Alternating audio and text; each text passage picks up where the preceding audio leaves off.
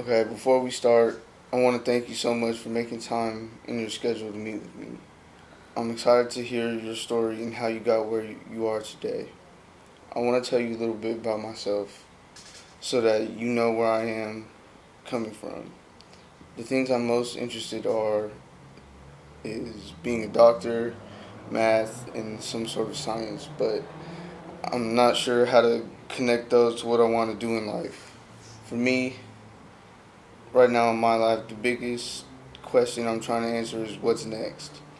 I'm hoping that you have some wisdom and experience that I can apply to my life.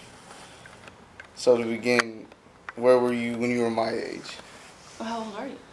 16. 16. Yeah. So I was in high school. So high school, I loved math and science also. Right. In fact, I was secretary of the math club. No, I Mhm. wasn't. I was the financial officer of the math club because I remember putting together bake sales and fundraisers to raise money for Right. the math club. And I also loved science. We had we had to come up with our own science experiment when I was your age, and we had the space shuttles. They were Mhm. going up pretty regularly then. Right. In fact, the Challenger just the year before had blown up, so it was always in the news when it was a big deal when a space shuttle would go up. And so my science experiment was I wanted to know how plants grew in space with no gravity. And my teacher and I struggled with how to create or recreate, some kind of no Like the gravity scenario type thing. So we tried putting plants through stoppers into test tubes, so the test tubes, the roots could Right. have access to the liquid, and we taped them to a centrifuge.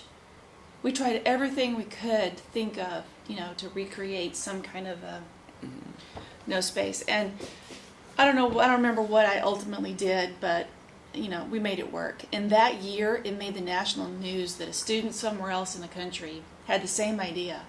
And she had taped her test tubes to a record player. Hmm. We used a centrifuge, but that was just too fast. Right. It was ripping the plants apart. She had used a record player. Mhm. And she won some national competition and $10,000. Wow. And I'm like, what the heck? That could have been me. That was my idea. That's crazy. And I was actually a little mad at my teacher because I was like, why didn't you think of that? But really, it should have been, why didn't I think of that? But yeah, I loved science and I loved math, and that's where I thought I was going to go.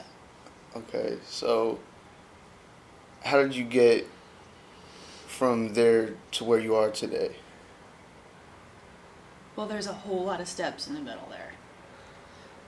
All right, so I graduated high school, top of my class. Not the top, but I was in the top 8% of a graduating class of 400. And I on my own had picked the university that I wanted to go to because I thought it best supported math and science. Mhm. And my parents, it took them just off guard that I was suddenly ready for college.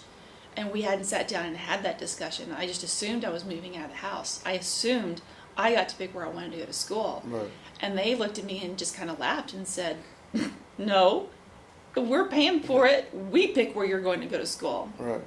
And you're going to stay right here in town. You're going to live in this house. And you're going to go to the University of Texas. Where did you want to go? I wanted to go to Rice Okay. in Houston. So anyway, that started issues with my parents. But I went into college as a freshman, and my major from day one was science. And I was so excited. And I signed up for science classes and math classes. And I got there, and two problems. Mhm. One, the class sizes were between 500 and 600 students. I did not have the study skills to be successful in a college class where I was one of 500 students. I was totally lost. Right. I needed help. I mean, literally, they just expected me to go to the student bookstore, buy a textbook that was 3 to 4 inches thick, and then say, have at it, and just walk away and leave me with a textbook. I didn't know how to deal with that. So I needed help. Well, that leads to problem number 2, and that is none of my professors spoke English. Wow. what I ran into was that the University of Texas such a huge school, Mm-hmm. that they pay for brilliant minds to come from all over the world to do their research there. Mm-hmm. Because the thing is that when they do their research and get their findings and they publish them, they want the University of Texas name on what they publish. On the book. Yeah. So they say, well, in exchange for the money to do your research, you got to teach some classes on the side. So literally, I'm not joking, my very first day of chemistry, I get there and the auditorium fills and it fills and it fills, and I look around and there's over 500 students. The professor walked on stage with a microphone and the first thing out of his mouth was, I don't want to know you. I'm not here for you. Right. I'm here to do my research. Look on your syllabus, you'll see that I don't list my office. That's because I don't want you bothering me. And if you figure out where my office is, it's locked. So don't even bother knocking on the door. If you got a question, you have 3 teaching assistants that are assigned to you. And it was by alphabetical by last name. Mm-hmm. Well, 2 of the 3 assistants for the class were graduate students themselves who didn't speak English. Brilliant minds, but they were there to get their master's and PhD. Wow. And so as a favor to the professor, they have to tutor, his class that he's doing as a favor to the university. Yep. Nobody wanted to be there for me as a student. I was lost. So I went from being a honor student, a straight A honor student, top of my class, to just being lost. So how did you figure out how to get from out of that situation? My math class was the worst. My professor was from China, and I'm sure he was exceedingly brilliant, but I couldn't understand the man at all. Nobody could. I was trying to make friends. I was trying to put together support groups, study groups. We couldn't understand the man. So I got bold. I recorded him on a tape recorder. And I made an appointment with the dean. And I went into the dean's office, and I put my recorder on his desk, and I hit play. And I said, I've paid my tuition for this course, and I deserve to have a course that I can be successful at. And this is the professor you've given me. I can't even understand him. You can't even tell he's attempting to speak English. And you know what he said? He leaned back in his chair and he said, be glad you got in. You know what the waiting list for that class is? If you don't want it, drop it. There's someone right behind you that wants it. And I was dismissed. Wow. So, after all those years of high school thinking that math and science was going to be my path, I was suddenly lost. And I took refuge in the liberal arts department. English. Stories.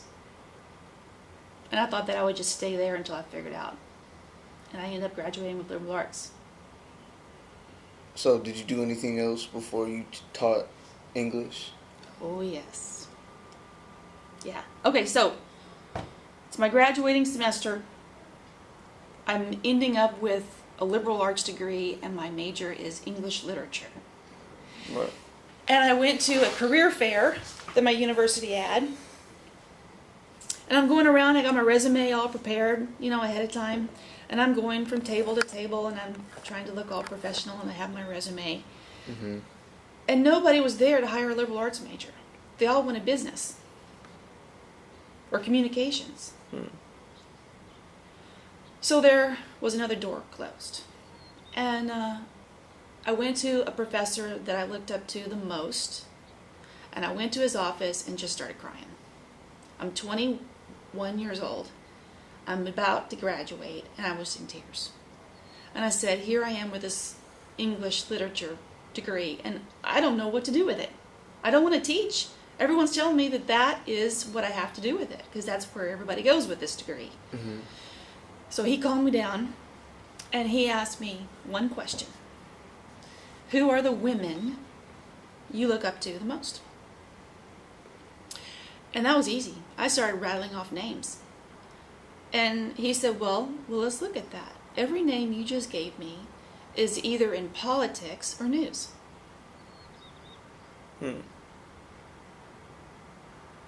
So I went home and I thought about that. And I said, well, I can write. I'll go into news. I'll do that. So you were on the news? So I went home after I graduated. My dad sat down with me and said, well, what are you going to do with your life? I said, I'm going to go into news. He said, no, you're not. Like, oh my God, I'm 17 again, and you're telling me where I can and can't go to school. Now you're telling me where I can and can't go to work. Anyway, so we hammered out an agreement. He said, Jennifer Ann, do one thing for me. Get a teaching certificate. You don't have to go back to school that long. He found a 9-month program. It was at night. He said, go to work for me in my office. At night, it's 6 months in the classroom. And then there's a 3-month internship, which is your student teaching. And in 9 months, you can have a teaching certificate. Whether you use it or not from that point, it's up to you. At least I can say as your father that I've done everything I can to set you up for a successful life.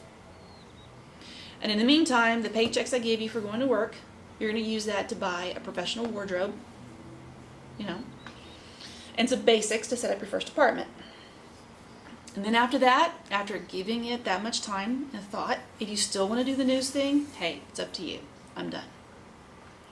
So I did. I went to work for his office. I saved my paychecks and did the 9-month internship, and I got my teaching certificate, put it in a filing cabinet, and then I got dressed up in one of those outfits that I bought with my dad's paychecks, and I went to every TV station in town.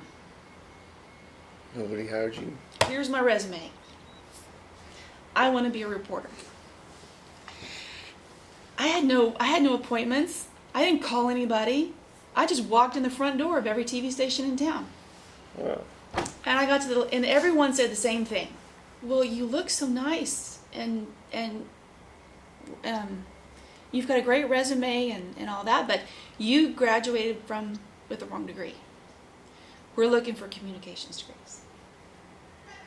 So when I got to the last TV station and I heard the same thing over and over again, I looked at the woman and I said, okay, well, what jobs do you have?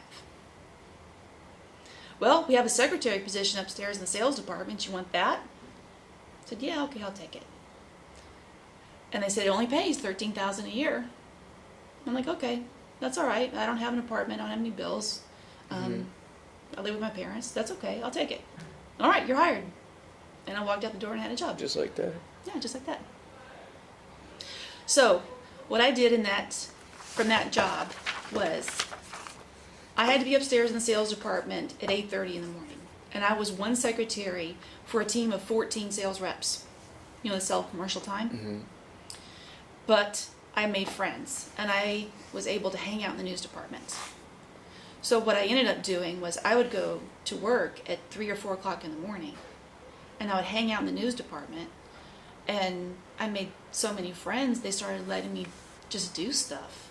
When they were on the air for the morning show, I got to roll the teleprompter. If a photographer was going out somewhere and he told me that he would for sure be back in time, that I could be at my job, I went out with a photographer, started interviewing people, and then they started letting me write scripts. I remember the very first one. It's called The Kicker. The cute animal story at the end of the news. They always have some cute story at the end. Oh, okay, yeah, I know what you're talking about. Yeah, it's called The Kicker. Yeah, it was 20 seconds. And it was about some cute animal. I don't remember what kind of animal it was. But I was so psyched because I wrote the script. And then on the air, I rolled the teleprompter. And when we were coming up to my script, I got so excited. I got so nervous. But when the anchor read my words on the air, and I knew that the viewership was over 300,000 people for the morning show. And I thought, there's 300,000 people in their homes right now that are listening to my words. That was one of the most powerful moments of my life. I don't care if it was a 20-second kicker. Wow. It was so powerful. That changed me. I knew I was in the right place. So as you look back on your first 10 years after college, what would you do differently?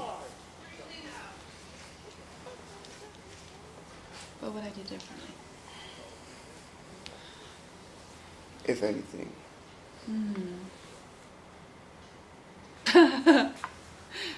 I wouldn't have blown all my money on boyfriends. On boyfriends. Okay.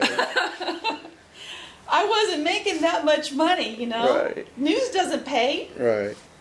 God, it just seemed like every paycheck I got, I was trying to buy a new outfit, you know, to go out on a date. I don't know when I had time to go on a date, but I would have saved my money. Anyway, that's one thing I do So, differently. if somebody wants to be you, what do you suggest that they do to follow your footsteps? Always have options. Okay. Always have options. I was never trapped in a certain job or a certain occupation because I didn't have skills. Right. Make the sacrifice to get as many skills as possible when you're young. And it doesn't matter where you pick up the skills. Just get them. Okay. Whether it's computers or communicating and being, you know, working with customers and learning how to talk to people. It doesn't matter what the skill is. Get the skill.